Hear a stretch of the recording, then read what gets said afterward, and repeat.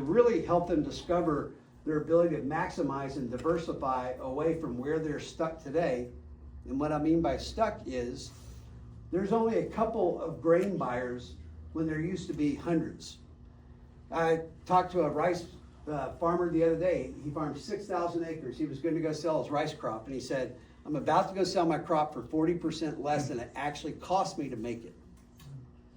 And that is the story, whether it's cotton, corn, soybeans, or cattle, that there's only a couple of buyers, and whatever they offer you is what you can take.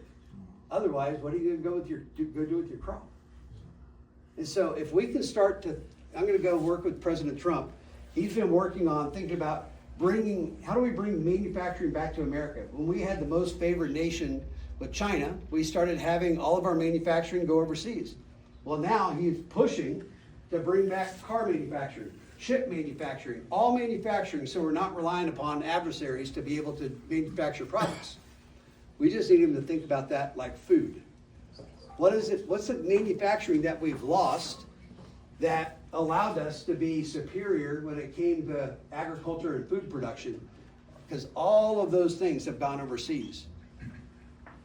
Where 40% of the world's cotton is grown, there used to be a textile mill. And a textile mill is the ones that actually make the fabric out of the cotton. There's 2 textile mills in all of America now, and they're over on the East Coast. They've gone overseas. There used to be, meat packing facilities. There was dairies. We've lost so many dairies in America over the past decade, even the past few years, especially with the labor issue. The labor issue is really difficult in agriculture right now. And so we just need to really start thinking about these manufacturing processings that we can bring back to America, and that we start to really work in education to help show kids that this is a viable direction that you can go into the future. Because if you're not a 4th or a 5th generation Texan, a rancher or a farmer, you're not going to get into agriculture because you can't afford to. And I spoke to the executive director of Future Farmers of America, FFA, and she said, we don't even tell kids that that is a viable path. We teach them how to debate and make speeches to get them ready for college. And the reason is because farmers and ranchers and kids can't afford to think that that's a viable industry into the future.